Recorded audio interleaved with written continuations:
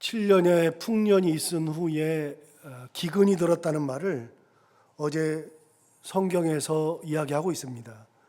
41장 54절에 요셉의 말과 같이 일곱 해 흉년이 들기 시작하며 각국에는 기근이 있으나 라고 되어 있죠. 그래서 각국 여러 나라에 기근이 있다는 이야기를 했었고, 55절에도 애굽 온 땅도 굶주렸다라고 되어 있습니다. 각국뿐만이 아니라 애굽마저도 그렇게 되었죠. 56절에 보시면 온 지면에 기근이 있음에 그랬죠. 그러니까 온 땅, 온 지면, 애굽까지도 다 기근이 있었죠. 56절 계속 보시면 온 지면에 기근이 있음에 요셉이 모든 창고를 열고 애굽 사람에게 팔세 애굽 땅에 기근이 심하며 그랬죠. 그리고 57절 각국 백성도 양식을 사려고 애굽으로 들어와 요셉에게 이르렀으니 기근이 온 세상에 심함이었더라. 그러니까 기근이 있다는 말을 54, 55, 56, 57절 계속해서 기근이 있다, 굶주린다 라는 말로 표현하고 있습니다. 그만큼 7년 동안의 풍년 이후에 그 흉년이 굉장히 힘들었던 것 같습니다. 그리고서 2년 정도가 지나게 되죠. 여러분, 2년 정도가 지났을 때에 가나안 땅에도 역시 기근이 있습니다. 그래서 그 기근 때문에 형들이 오게 되죠. 여러분 42장 5절을 보시면 여기도 역시 기근이라는 말을 합니다.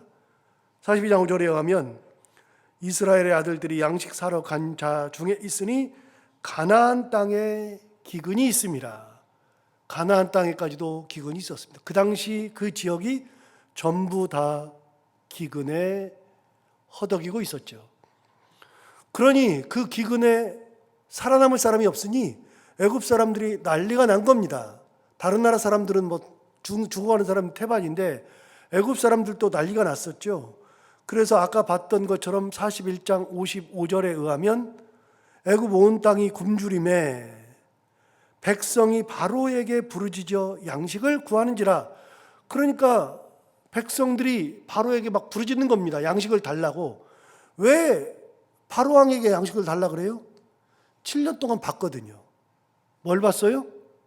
곡식 5분의 1씩 갖다가 창고에다가 저장하는 것을 봤거든요. 그걸 어디다 저장했느냐? 각 성읍에다가 다 저장했거든요. 한 곳에다 저장한 것이 아니라 애굽 온 땅에 있는 퍼져 있는 성읍에다가 매년 5분의 1씩, 즉 20%씩의 소출을 갖다가 저장하는 것을 애굽 사람들이 다 봤거든요. 그러니까 어떻게 해요? 우리에게 양식 달라고 아우성을 치는 거죠.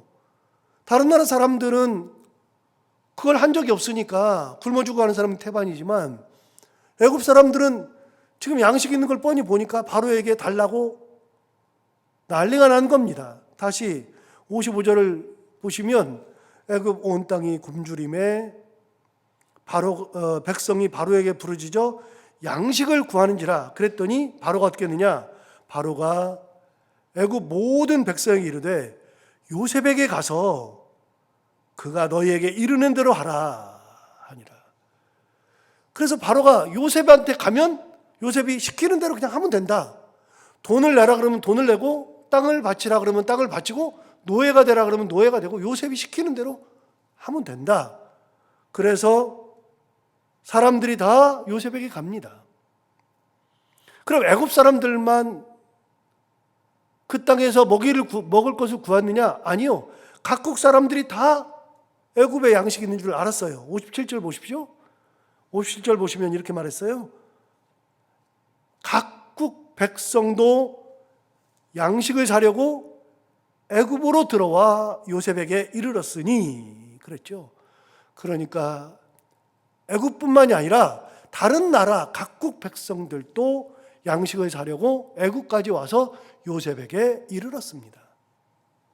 그래서 천하 만민들이 당시에 그 지역에 있는 많은 사람들이 양식을 구하려면 어디로 가야 된다고요? 애굽으로 가야 되는 겁니다. 애굽으로 가야 되는데 먹을 것이 떨어지면 무조건 애굽으로 가야죠. 자, 오늘 본문에 있는 42장 1절을 보시면 그때 야곱이 애굽에 곡식이 있음을 보았어요. 야곱도 알았어요. 애굽에 곡식이 있는 것을 아는 거죠. 그래서 아들들에게 이르되 너희는 어찌하여 서로 바라보고만 있느냐. 2절 야곱이 또 이르되 내가 들은즉 저 애굽에 곡식이 있다 하니 너희는 그리로 가서 거기서 우리를 위하여 사오라. 그러면 우리가 살고 죽지 아니하리라. 그래서 야곱이 자기 아들들에게 애굽으로 가서 양식을 사오라고 채근을 한 겁니다. 왜 가만히 바라보고만 있느냐. 가서 애굽에 양식이 있다는 소리가 들리지 않느냐. 가서 사와라. 그러면 안 굶어 죽을 텐데 왜 여기 가만히 있느냐. 그래서 아버지가 10자식을 보냅니다. 아버지가 10자식을 보내는데 그래서 3절에 보면 10자식이 양식을 사러 가는 장면이 나오잖아요. 보세요. 요셉의 형 10사람이 애굽에서 곡식을 사려고 내려갔으나 그래 10명이 가죠. 야곱이 4절 요셉의 아우 베냐민은 그의 형들과 함께 보내지 아니하였으니 이는 그의 생각에 재난이 그에게 미칠까 두려움이었더라. 그래서 베냐민을 빼고 10명이 애굽에 내려가서 양식을 사러 간 겁니다. 그렇게 형들을 만나게 되는 거죠. 요셉이 형을 만나고 싶어서 만난 게 아니고요. 형들은 요셉을 만나러 내려간 게 아니고요. 양식을 사러 갔는데 거기서 만나게 된 겁니다. 6절을 보시면 때에 요셉이 나라의 총리로서 그 땅 모든 백성에게 곡식을 팔더니 요셉의 형들이 와서 그 앞에서 땅에 엎드려 절하매 요셉이 보고 형들인 줄을 아나 모르는 체하고 엄한 소리로 그들에게 말하여 이르되 너희가 어디서 왔느냐. 그들이 이르되 곡물을 사려고 가나안에서 왔나이다. 그렇게 했죠. 형들이 와가지고서 총리 앞에서 딱 엎드려 절을 했죠. 단 한 번도 형들은 이렇게 만날 거라는 생각을 해본 적이 없어요. 야곱도 이렇게 만날 거라는 생각을 해본 적이 없죠. 그들은 다 몰랐습니다. 아무것도 몰랐습니다. 그런데 22년이 흘렀습니다. 13년 동안 종살이하고 7년 동안 기근이 왔고 2년이 지났고 그러니까 22년이 흘렀죠. 여러분 17살에 팔려가서 22년이 흘렀으니까 요셉의 나이가 39살이 됐습니다. 청년의 나이에 가가지고서 39살이 됐으니까 요셉이 17년 동안 형들과 있었던 기간보다도 22년이니까 더 긴 기간입니다. 그런데 요셉은 형들을 잊어본 적이 없는 거죠. 형들을 딱 보니까 10명이 왔는데 딱 알아본 겁니다. 그 22년의 기간 동안에 요셉이 내가 형들을 만나야지 해본 적이 없다니까요. 형들도 요셉이 죽었다고만 생각하지 혹은 어디에선가 종살이하고 있거나 노예가 됐거나 잘못됐거나 무슨 어딘가에 있을 거라는 생각은 할지 몰라도 요셉이 이렇게 총리가 되어 있을 거라는 생각은 해본 적이 없겠죠. 여러분 야곱이 요셉이 꿈을 꿨을 때 두 개의 꿈을 겹쳐 꿨잖아요. 두 개의 꿈을 겹쳐 꿨을 때 형들의 반응이 37장에 나오거든요. 37장 한번 다시 가서 볼까요?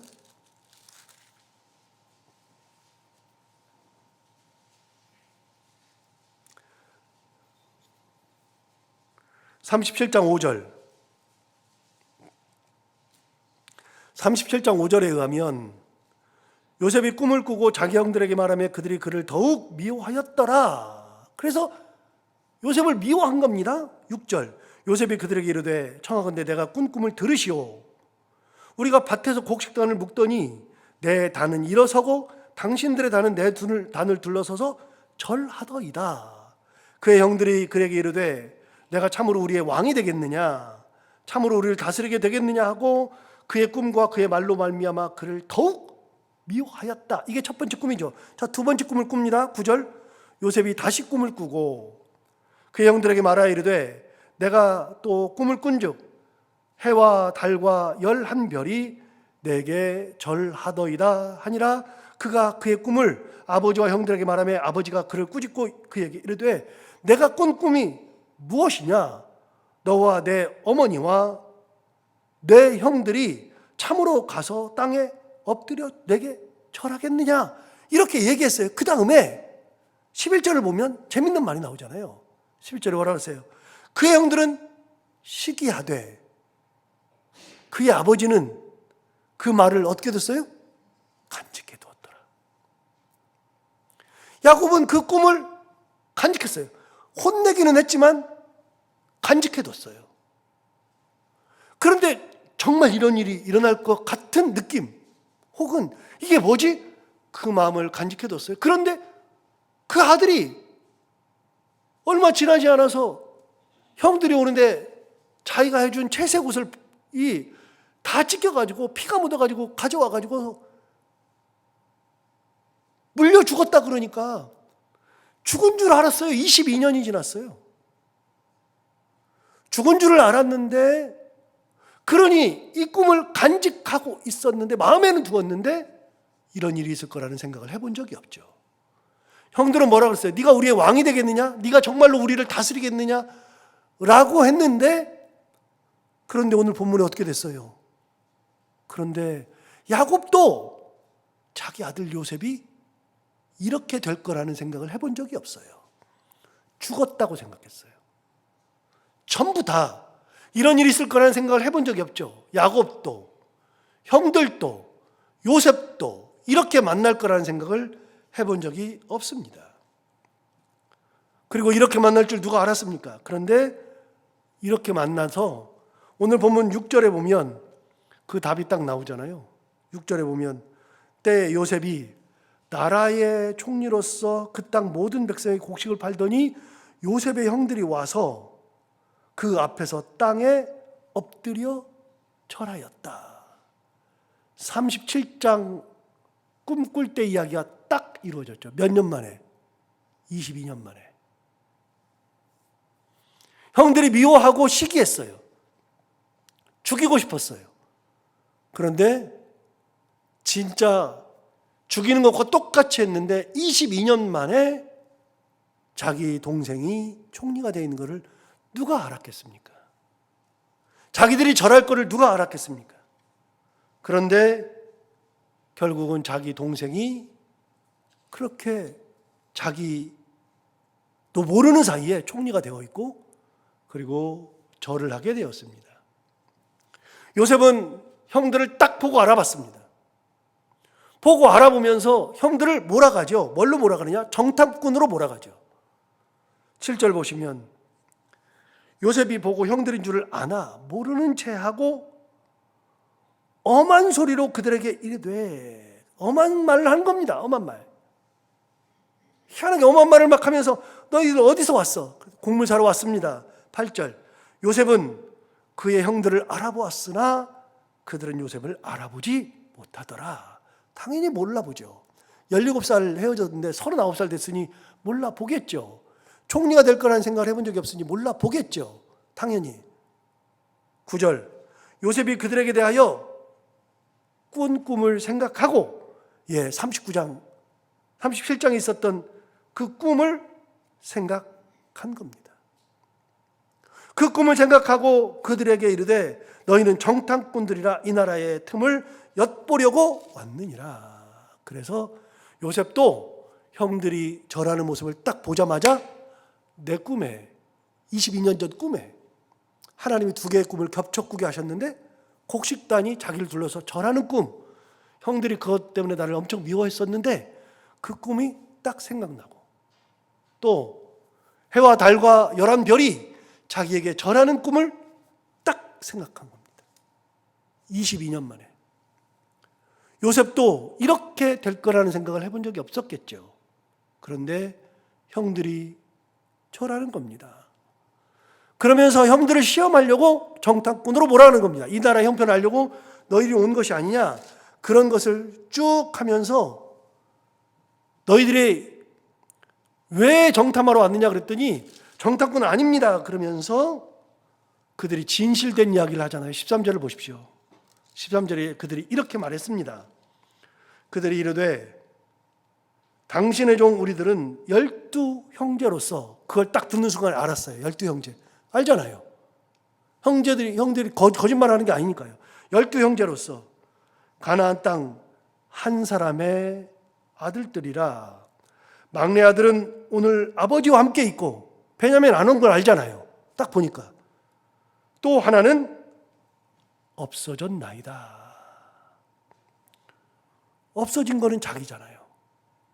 그걸 알았어요. 그 사전까지는 말할 수 없으니까 말 못하고서 얘기하는 것은 진실인 걸 알았어요. 그러니까 증명해 보라는 거예요. 어떻게 증명하느냐? 네 아우를 데려와라.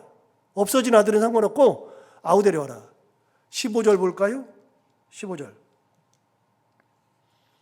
너희는 이같이 하여 너희 진실함을 증명할 것이라. 바로의 생명으로 맹세하노니 너희 막내 아우가 여기 오지 아니하면 너희가 여기서 나가지 못하리라. 막내 아우가 와야지 증명이 된다는 겁니다. 진짜 막내 아들이 있어? 막내 동생이 있어? 16절. 너희 중 하나를 보내어 너희 아우를 데려오게 하고 너희는 갇혀 있으라. 내가 너희의 말을 시험하여 너희 중에 진실이 있는지 보리라. 바로의 생명으로 맹세하노니 그리하지 아니하면 너희는 과연 정탐꾼이니라 하고 그들을 다 함께 3일을 가두었더라. 니네 막내 동생 안 데려오면 너희는 진짜 정탐꾼이야. 내가 바로의 생명으로 맹세하는데 그렇지 않으면 너희는 진짜 다 정탐꾼들이다. 너희는 여기서 못 나간다. 이렇게 얘기한 거죠. 큰일 난 겁니다. 3일이 지났습니다. 3일이 지나니까 그들 가운데서 이런저런 얘기가 나오는 거죠. 자, 그때 하던 얘기. 사흘이 지나서 18절 보시면 사흘 만에 요셉이 그들에게 이르되 나는 하나님을 경외하노니 너희는 이같이 하여 생명을 보존하라. 그러면서 요셉이 그들을 사흘 만에 꺼내가지고 다시 그들 앞에 서서 이야기해 주는 겁니다. 나도 하나님을 경외하는 사람이다. 너희는 이같이 하여 생명을 보존하라. 19절. 너희가 확실한 자들이면, 정탐꾼이 아니라 확실한 자들이면 너희 형제 중 한 사람만 그 옥에 갇히게 하고 한 명만 갇히고 너희는 곡식을 가지고 가서 너희 집안의 굶주림을 구하고, 일단 굶주림을 구하고, 한 명은 여기 있고 20절. 너희 막내 아우를 내게로 데리고 오라. 그러면 너희 말이 진실함이 되고 너희가 죽지 아니하리라 하니 그들이 그대로 하였다. 여러분 지금 다 죽게 생겼잖아요. 한 명만 여기 볼모로 잡혀 있고 나머지 9명은 양식을 싣고 가서 너희 굶주림을 일단 면하고 막내 동생 데려와라. 그럼 너희가 진실함을 내가 믿겠다 했을 때 그들이 하는 얘기를 들어볼까요? 그들이 자기들끼리 하는 얘기예요. 21절. 그들이 서로 말하되 우리가 아우의 일로 말미암아 범죄하였도다. 22년 만에 요셉이 처음 들어보는 얘기입니다. 22년 만에. 우리가 아우의 일로 말미암아 범죄하였도다. 그가 우리에게 애걸할 때 그 마음의 괴로움을 보고도 듣지 아니하였으므로 이 괴로움이 우리에게 임하도다. 요셉은 이 얘기를 듣고 싶은 거예요. 그래서 정탐꾼으로 본 거예요. 4일간 가둔 거예요. 막내 동생을 데려오라고 하는 거예요. 가장 힘들게 만들면서 이 얘기를 듣고 싶은 거예요. 제가 이제 그 면접을 볼 기회가 있잖아요. 제가 영락교에서도 사람을 뽑을 때가 있을 때는 제가 면접을 볼 기회가 있었고 여기서도 이제 제가 부교역자를 뽑을 때는 면접을 보잖아요. 그럼 면접을 보면 저는 어떻게 하냐면 뭘 잘하냐, 어떻게 잘하냐 이런 거를 물어보는 것도 있지만 굉장히 엄한 소리 많이 하거든요. 진짜 엄한 소리 많이 해요. 너 근데 왜 그렇게 했어? 왜 그렇게 해? 이렇게 하면서 굉장히 기분 나쁘게 면접을 보거든요. 인성도 봐야 하고 뭐라고 대처하는지 지혜도 봐야 하고 신앙도 봐야 하고 하니까 일부러 엄한 소리 막 하는 거예요. 진짜 힘들게. 그렇게 하면 안 되는데 왜 그렇게 했어? 그러면서 얘기를 해요. 너 잘못했네. 이런 식으로 막 얘기하니까 기분 엄청 상하겠죠. 기분 상하라고 하는 소리예요. 근데 그렇게 엄한 소리 막 해가지고서 거기서 잘 되는 친구들을 인성이 괜찮네. 인성. 이런 상황에 대처하는 지혜가 있네. 신앙도 있네. 그걸 보기 위해서 엄한 소리를 하는 거지. 제가 진짜 그 사람을 인격을 모독하기 위해서 하는 게 아니거든요. 저는 그래서 면접을 볼 때는 주로 부정적 면접을 많이 보거든요. 굉장히 안 좋은 소리 막 해가면서 부정적으로. 다른 사람 대할 때는 안 그런데 부교육자 뽑을 때는 그래요. 사람을 뽑을 때는. 그래야지 인성을 아니까요. 요셉을 보세요. 요셉이 형들에게 좋은 거는 하나도 없어요. 계속 안 좋게만 얘기하잖아요. 계속. 너희들 정탐꾼들이지. 왜 왔어? 뭐 하러 왔어? 얘기하잖아요. 그러니까 우리 정탐꾼이 아닙니다. 우리는 한 사람의 아들로서 12명이 있는데 그중에 우리 10명은 여기 왔고 한 명은 없어졌고 한 명은 아버지랑 함께 있습니다. 그래, 그러면 그 아들 데려와봐. 네 동생 데려와봐. 안 데려오면 안 돼. 그러면 사흘을 감옥에 가두면서 내가 바로의 생명으로 맹세한다. 이걸 2번 얘기했어요. 15절에서 한 번, 16절에서 한 번. 가장 두려운 얘기하잖아요. 바로의 생명으로 맹세한다. 그러면서 이렇게 안 하면 너희 진짜 정탐꾼들이야. 그리고 사흘 후에 꺼내가지고서 얘기하는 거예요. 너희들 한 명만 여기 있고 나머지는 가서 데려와. 이렇게 얘기하는 거죠. 그러니까 그 얘기를 듣고 자기들끼리 하는 얘기예요. 사흘이 지나고 막 시간이 지나니까 그때서야 뉘우치는 거죠. 그게 21절이라고요. 아까 봤던. 21절 다시 볼까요?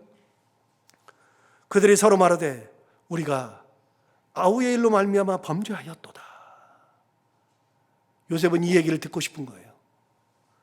그가 우리에게 애걸할 때 그 마음의 괴로움을 보고도 듣지 아니하였으므로 이 괴로움이 우리에게 임하도다.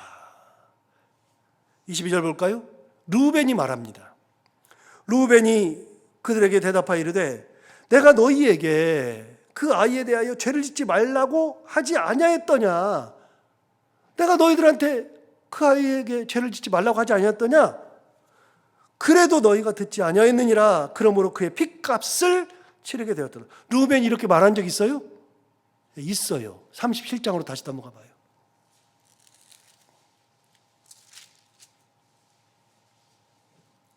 (37장 18절) 르우벤이 뭐라고 하나 볼까요? 18절 요셉이 그들에게 가까이 오기 전에 그들이 요셉을 멀리서 보고 죽이기를 꾀하여 서로 이르되 꿈꾸는 자가 오는도다. 자, 그를 죽여 한 구덩이에 던지고 우리가 말하기를 악한 짐승이 그를 잡아먹었다 하자.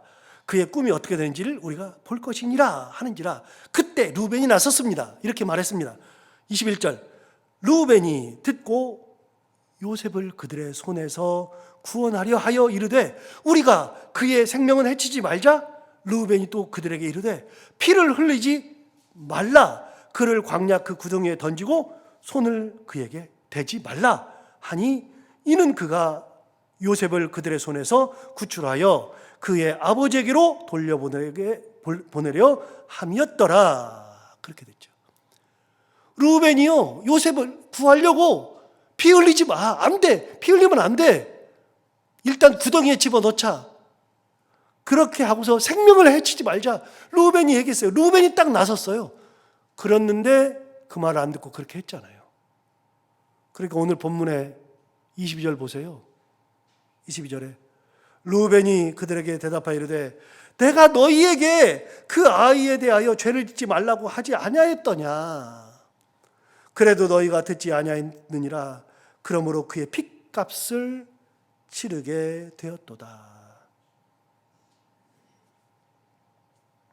여러분, 범죄했다고 형제들이 얘기하고 르우벤은 그때 범죄하지 말자 그랬는데 우리가 범죄했잖아. 그렇게 얘기하는 겁니다.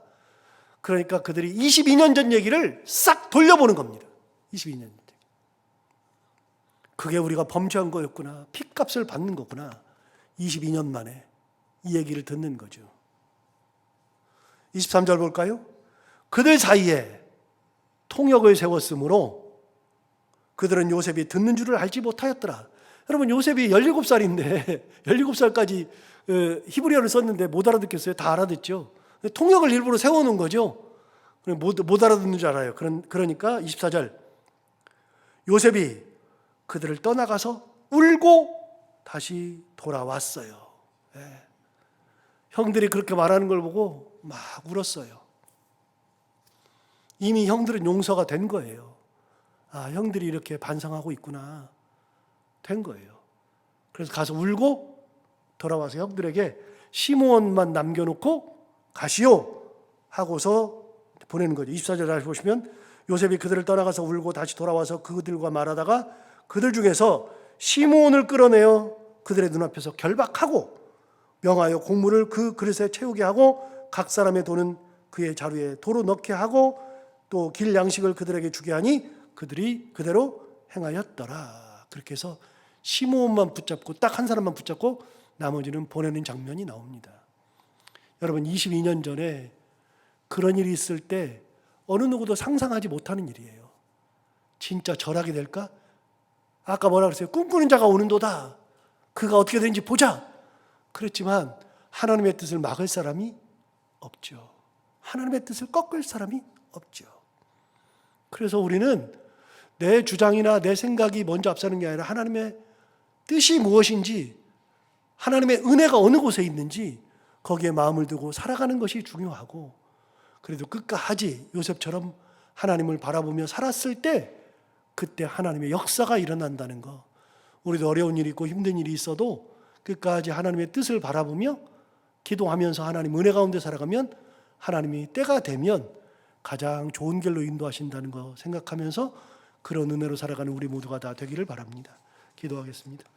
하나님 아버지, 오늘은 요셉이 형들을 만납니다.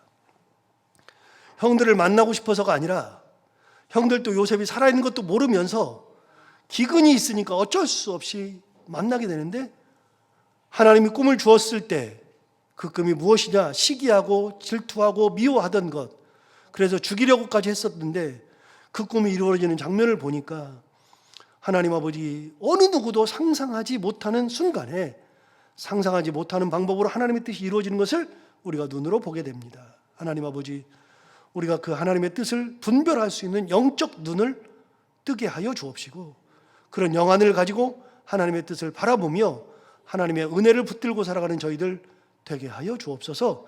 22년간이 어떤 기간이라 할지라도 끝까지 하나님을 놓지 아니하고 하나님만 붙들고 내 인생 다하는 날까지 끝까지 하나님의 은혜 가운데 살아가는 저희들 모두가 다 되게 하여 주옵소서.